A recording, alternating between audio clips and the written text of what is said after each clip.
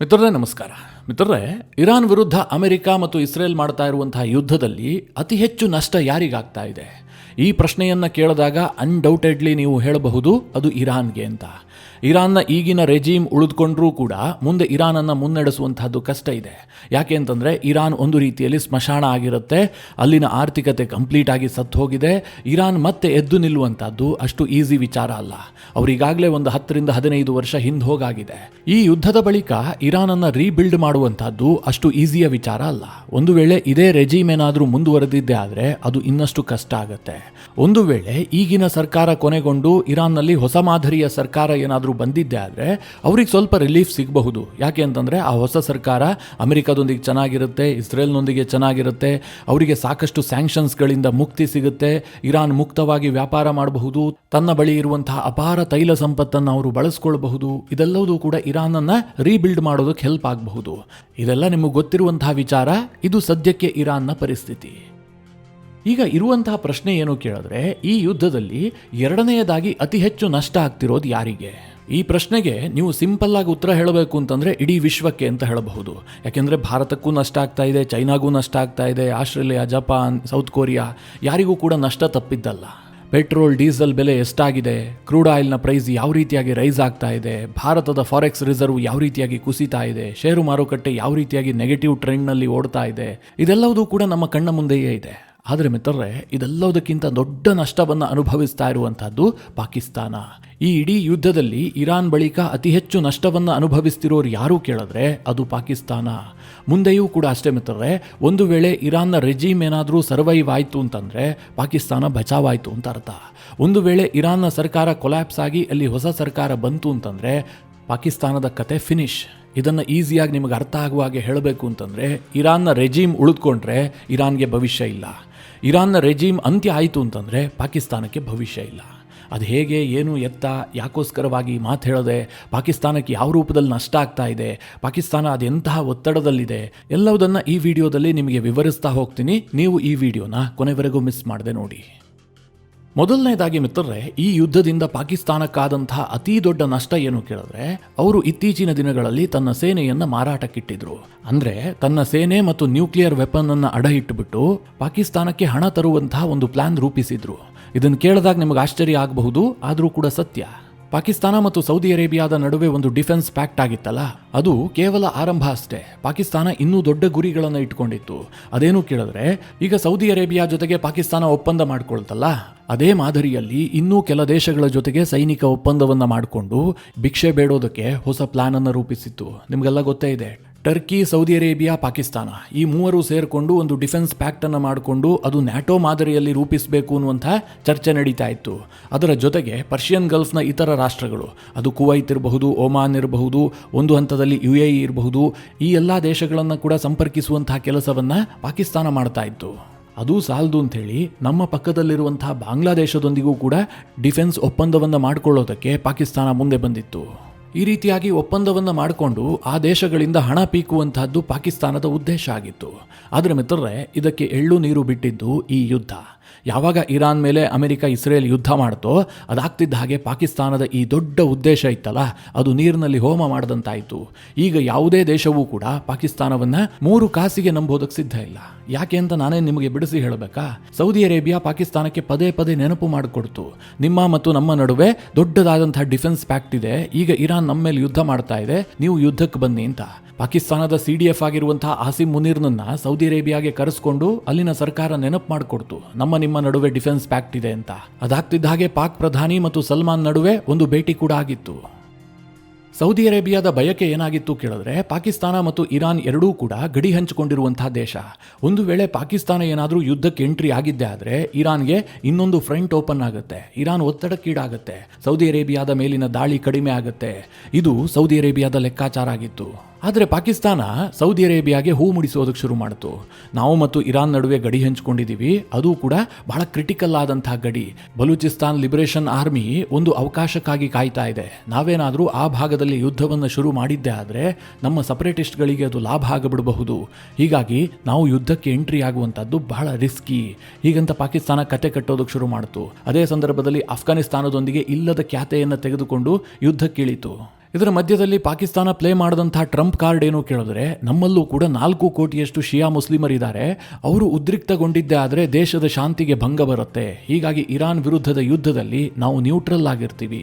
ಹೀಗಂತ ಪಾಕಿಸ್ತಾನ ಸೌದಿ ಅರೇಬಿಯಾಗೆ ಕತೆ ಹೇಳೋದಕ್ಕೆ ಶುರು ಮಾಡ್ತು.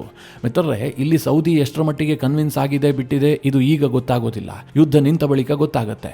ಆದರೆ ಇದರಿಂದ ಆಗಿದ್ದೇನು ಕೇಳಿದ್ರೆ, ಪಾಕಿಸ್ತಾನ ಕತೆ ಹೇಳ್ತಾ ಇತ್ತಲ್ಲ, ನಾವು ನಿಮ್ಮೆಲ್ಲರಿಗೂ ಕೂಡ ರಕ್ಷಣೆ ಕೊಡ್ತೀವಿ, ನಮ್ಮದು ಅಷ್ಟು ದೊಡ್ಡ ಸೇನೆ, ನ್ಯೂಕ್ಲಿಯರ್ ಅಂಬ್ರೆಲಾ, ಈ ಎಲ್ಲ ಕಥೆಯೂ ಕೂಡ ಇನ್ಮುಂದೆ ಹೇಳೋದಕ್ಕೆ ಸಾಧ್ಯ ಇಲ್ಲ. ಯಾವ ದೇಶವೂ ಕೂಡ ಪಾಕಿಸ್ತಾನವನ್ನು ನಂಬೋದಿಲ್ಲ. ಈಗ ಬಾಂಗ್ಲಾದೇಶ ಯೋಚನೆ ಮಾಡುತ್ತಾ ಇಲ್ವಾ, ಇರಾನ್ ದೇಶವನ್ನೇ ಪಾಕಿಸ್ತಾನ ಎದುರಿಸೋದಕ್ಕೆ ರೆಡಿ ಇರಲಿಲ್ಲ, ಇನ್ನು ಭಾರತವನ್ನು ಎದುರಿಸುತ್ತಾ? ಆ ತಾಕತ್ತು ಪಾಕಿಸ್ತಾನಕ್ಕಿದೆಯಾ? ಈ ಕಲ್ಪನೆ ಬಾಂಗ್ಲಾದೇಶಕ್ಕೆ ಬರುತ್ತೋ ಇಲ್ವಾ? ಇಲ್ಲಿ ಮಿತ್ರರೇ, ಪಾಕಿಸ್ತಾನ ಈ ರೀತಿಯಾಗಿ ಡಬಲ್ ಗೇಮ್ ಮಾಡ್ತಾ ಇರೋದಕ್ಕೆ ಅವರಿಗೆ ಇನ್ನೊಂದು ದೊಡ್ಡ ಅನಿವಾರ್ಯತೆ ಇದೆ.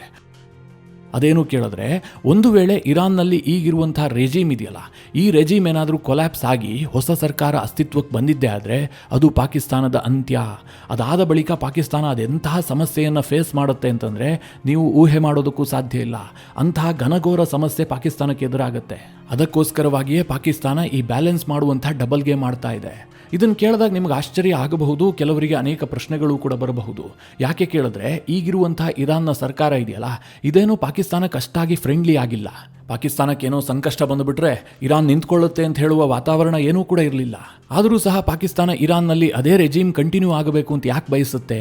ಈ ಪ್ರಶ್ನೆಯನ್ನು ನೀವು ಕೇಳಿದ್ದೆ ಆದರೆ ಮಿತ್ರರೇ, ಅದಕ್ಕೆ ಬಲವಾದಂಥ ಕಾರಣ ಇದೆ. ಈಗಿನ ಇರಾನ್ನ ರೆಜಿಮ್ ಇದೆಯಲ್ಲ, ಇದು ಪಾಕಿಸ್ತಾನಕ್ಕೆ ಬಹಳ ಕ್ಲೋಸ್ ಇಲ್ಲದೆ ಇರಬಹುದು, ಒಂದು ಸಾಮಾನ್ಯ ಸಂಬಂಧವನ್ನು ಹೊಂದಿದ್ದಾರೆ ಅಷ್ಟೇ. ಆದರೆ ಈ ಸರ್ಕಾರ US ಮತ್ತು ಇಸ್ರೇಲ್ನ ವಿರೋಧಿ ಅನ್ನುವಂಥದ್ದು ಪಾಕಿಸ್ತಾನಕ್ಕೆ ಭಾರಿ ಲಾಭ ತಂದು ಕೊಡ್ತಾ ಇದೆ.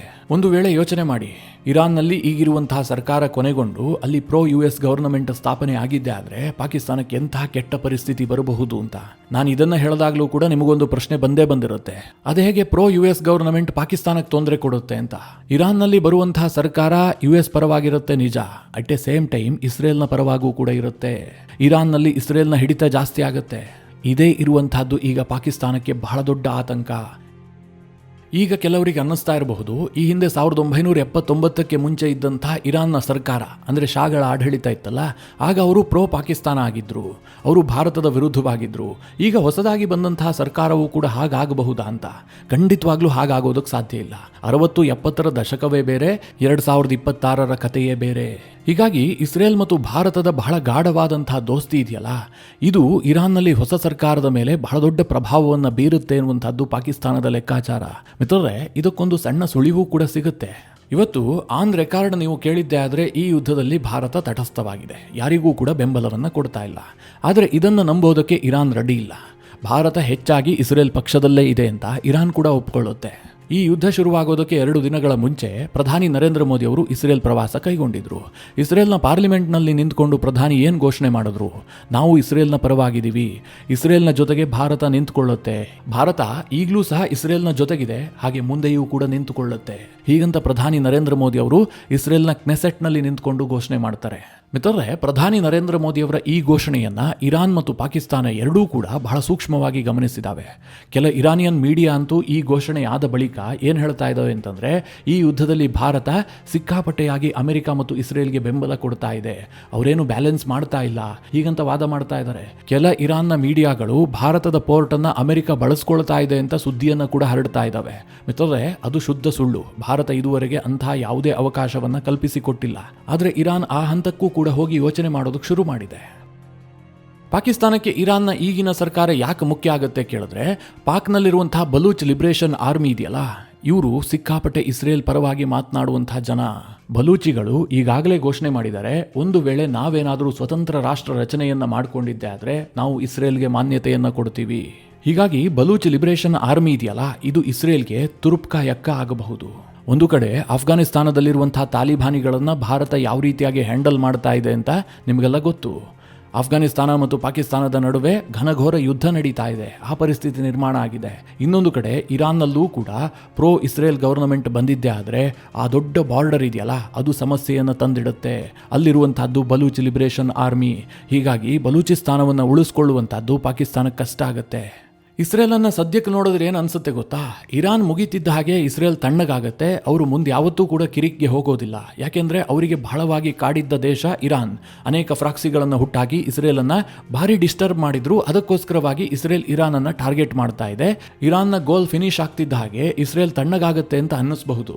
ಮಿತ್ರರೇ, ಖಂಡಿತವಾಗ್ಲೂ ತಣ್ಣಗಾಗೋದಿಲ್ಲ. ಇಸ್ರೇಲ್ನ ಮುಂದಿನ ಗುರಿ 2 ದೇಶಗಳು, ಒಂದು ಪಾಕಿಸ್ತಾನ, ಇನ್ನೊಂದು ತುರ್ಕಿ. ಅದಕ್ಕೆ ಬೇಕಾದಂತಹ ಹೇಳಿಕೆಗಳನ್ನು ಈಗಾಗಲೇ ಅನೇಕ ಬಾರಿ ಇಸ್ರೇಲ್ ಕೊಟ್ಟಿದೆ. ತುರ್ಕಿಯನ್ನ ಮುಂದಿನ ಇರಾನ್ ಅಂತ ಅವರು ಈಗಾಗಲೇ ಕರೆದಿದ್ದಾರೆ. ಹಾಗೆ ಪಾಕಿಸ್ತಾನದ ನ್ಯೂಕ್ಲಿಯರ್ ಯಾವತ್ತಿದ್ರೂ ಕೂಡ ಬಹಳ ದೊಡ್ಡ ಥ್ರೆಟ್ ಅಂತ ಕಳೆದ 20 ವರ್ಷದ ಹಿಂದೆಯೇ ನೆತನ್ಯಾಹು ಘೋಷಣೆ ಮಾಡಿದ್ದಾರೆ. ಹೀಗಾಗಿ ಮುಂದೆ ಈ ದೇಶಗಳನ್ನು ಇಸ್ರೇಲ್ ಒಂದಲ್ಲ ಒಂದು ರೀತಿಯಲ್ಲಿ ಟಾರ್ಗೆಟ್ ಮಾಡ್ತಲೇ ಇರುತ್ತೆ. ಇದನ್ನ ಪಾಕಿಸ್ತಾನ ತುಂಬಾ ಚೆನ್ನಾಗಿ ಅರ್ಥ ಮಾಡ್ಕೊಂಡಿದೆ. ಮಿತ್ರರೇ, ಇಸ್ರೇಲ್ ನಿರಂತರವಾಗಿ ಟಾರ್ಗೆಟ್ ಮಾಡೋದಕ್ಕೆ ಶುರು ಮಾಡ್ತು ಅಂತಂದ್ರೆ ಅಮೆರಿಕ ಕೂಡ ಪಾಕಿಸ್ತಾನದ ಸಹಾಯಕ್ಕೆ ಬರೋದಿಲ್ಲ. ನಿಮಗೆಲ್ಲ ಗೊತ್ತು, ಇವತ್ತು ಅಮೆರಿಕ ವಿಶ್ವಕ್ಕೆ ಹಿರಿಯಣ್ಣ ಇರಬಹುದು, ಆದರೆ ಅವರ ಒಂದು ಜುಟ್ಟನ್ನು ಇಸ್ರೇಲ್ ಹಿಡಿದುಕೊಂಡಿದೆ. ಇಸ್ರೇಲ್ ಹೇಳಿದ್ದನ್ನು ಅಮೆರಿಕ ಯಾವತ್ತೂ ಕೂಡ ಸಾರಾಸಗಟಾಗಿ ತಳ್ಳಿ ಹಾಕೋದೇ ಇಲ್ಲ. ಇದಕ್ಕೆ ಪೂರಕವಾಗಿ ಈಗಾಗಲೇ ಪಾಕಿಸ್ತಾನದ ವಿರುದ್ಧವಾಗಿ ಅಮೆರಿಕದಿಂದ 1-2 ಸ್ಟೇಟ್ಮೆಂಟ್ ಕೂಡ ಬಂದಾಗಿದೆ. ಮೊನ್ನೆ ತಾನೇ US ಇಂಟೆಲಿಜೆನ್ಸ್ ಚೀಫ್ ಆಗಿರುವಂತಹ ತುಳಸಿ ಗಬಾರ್ಡ್ ಏನು ಹೇಳಿದ್ರು? ಪಾಕಿಸ್ತಾನದ ನ್ಯೂಕ್ಲಿಯರ್ ಇದೆಯಲ್ಲ, ಇದು ಅಮೆರಿಕಾಗೆ ಥ್ರೆಟ್. ಪಾಕಿಸ್ತಾನ ಅಮೆರಿಕವನ್ನು ತಲುಪಬಹುದಾದಂತಹ ಬ್ಯಾಲಿಸ್ಟಿಕ್ ಕ್ಷಿಪಣಿಗಳನ್ನು ಅಭಿವೃದ್ಧಿಪಡಿಸ್ತಾ ಇದೆ. ಇದು ನಮಗೆ ಆತಂಕಕಾರಿ ಅಂತ ತುಳಸಿ ಗಬಾರ್ಡ್ ಹೇಳಿದ್ರು. ಇದೆಲ್ಲವೂ ಸಹ ಮುಂದಿನ ಆಟಕ್ಕೆ ಗ್ರೌಂಡನ್ನು ಕ್ಲಿಯರ್ ಮಾಡ್ತಾ ಇರೋದು. ನೀವು ಪಾಕಿಸ್ತಾನ ವಿಚಾರವನ್ನು ಕೇವಲ ಟ್ರಂಪ್ ದೃಷ್ಟಿಕೋನದಲ್ಲಿ ನೋಡಬೇಡಿ. ಟ್ರಂಪ್ ಇರುವಂತಹದ್ದು 2 ವರ್ಷ ಮಾತ್ರ. ಅದಾಗ್ತಿದ್ದ ಹಾಗೆ ಅಮೆರಿಕದಲ್ಲಿ ಹೊಸ ಅಧ್ಯಕ್ಷರು ಬರ್ತಾರೆ. ಅಮೆರಿಕ ಪಾಕಿಸ್ತಾನವನ್ನು ಇದೇ ರೀತಿಯಾಗಿ ಟ್ರೀಟ್ ಮಾಡುತ್ತೆ. ಫೇವ್ರೆಟ್ ಫೀಲ್ಡ್ ಮಾರ್ಷಲ್ ಅಂತ ಅಮೆರಿಕದ ಅಧ್ಯಕ್ಷರು ಹೇಳುತ್ತಾರೆ ಅಂತ ಖಂಡಿತವಾಗ್ಲೂ ಭಾವಿಸಬೇಡಿ. ಹಾಗೆ ಹೇಳೋದಕ್ಕೆ ಸಾಧ್ಯವೇ ಇಲ್ಲ. ಯಾಕೆ ಅಂತಂದ್ರೆ ಅಮೆರಿಕ ಮತ್ತು ಚೈನಾದ ನಡುವೆ ಬಹಳ ದೊಡ್ಡದಾದಂತಹ ಒಂದು ಸಂಘರ್ಷ ಮುಂದೆ ನಡೆಯೋದಕ್ಕಿದೆ. ಇರಾನ್, ಯುಕ್ರೇನ್ ಇದೆಲ್ಲ ಆರಂಭ ಅಷ್ಟೇ. ಇದು ಇಲ್ಲಿಗೆ ಎಂಡ್ ಆಗೋದೇ ಇಲ್ಲ. ಯಾವತ್ತು ಚೈನಾ ಅಮೆರಿಕಾಗೆ ಸರಿಸಮವಾಗಿ ನಿಂತ್ಕೊಳ್ಳುತ್ತೋ ಅವತ್ತು ಈ ಜಗಳ ಇದೆಯಲ್ಲ, ಇದು ಇನ್ನಷ್ಟು ಜಾಸ್ತಿ ಆಗತ್ತೆ. ಆಗ ಈ ಕಾಲಾಳುಗಳಿರ್ತಾರಲ್ಲ, ಪಾಕಿಸ್ತಾನ, ಉಕ್ರೇನ್, ಇರಾನ್, ತೈವಾನ್, ಒಂದು ಹಂತದಲ್ಲಿ ನಾರ್ತ್ ಕೊರಿಯಾ, ಇವರೆಲ್ಲರೂ ಕೂಡ ಮುಂದಿನ ದಿನಗಳಲ್ಲಿ ಟಾರ್ಗೆಟ್ ಆಗುವಂಥವ್ರೆ. ಇವರು ಯಾರ ಭವಿಷ್ಯವೂ ಕೂಡ ಮುಂದೆ ತುಂಬಾ ಚೆನ್ನಾಗಿರುತ್ತೆ ಅಂತ ಭಾವಿಸೋದಕ್ಕೆ ಸಾಧ್ಯವೇ ಇಲ್ಲ. ಸದ್ಯ ಇರಾನ್ ಏನಾದರೂ ಕೊಲ್ಯಾಪ್ಸ್ ಆಗಿದ್ದೆ ಆದರೆ, ಅಲ್ಲಿ ಹೊಸ ಸರ್ಕಾರ ಬಂದಿದ್ದೆ ಆದರೆ ಇಡೀ ವರ್ಲ್ಡ್ ಆರ್ಡರ್ನಲ್ಲಿ ಸಾಕಷ್ಟು ಬದಲಾವಣೆಯನ್ನ ಕಾಣೋದಕ್ಕೆ ಸಿಗುತ್ತೆ. ಮುಂದಿನ 2-3 ವರ್ಷದಲ್ಲಿ ಕಂಡು ಕೇಳರಿಯದಂತಹ ಕೆಲವೊಂದಷ್ಟು ಬೆಳವಣಿಗೆಗಳು ಕೂಡ ಆಗ್ತವೆ. ಮಿತ್ರರೇ, ಈ ವಿಚಾರದ ಕುರಿತಾಗಿ ನಿಮಗೇನನ್ಸುತ್ತೆ?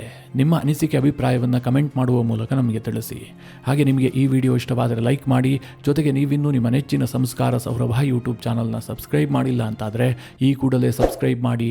ಮುಂದಿನ ಎಲ್ಲ ಅಪ್ಡೇಟ್ಗಳ ನೋಟಿಫಿಕೇಷನ್ಗಾಗಿ ಬೆಲ್ ಐಕಾನ್ ಒತ್ತಿ.